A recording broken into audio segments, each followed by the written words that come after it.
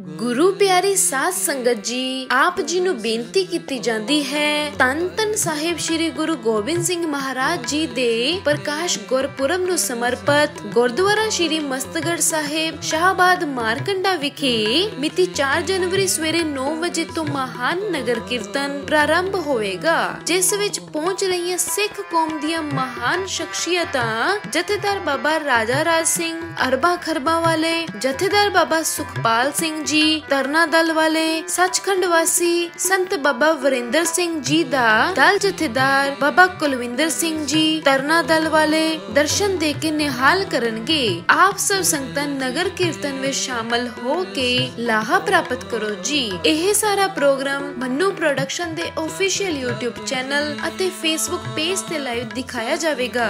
वल्लों गुरुद्वारा मस्तगढ़ साहिब शाहबाद मारकंडा।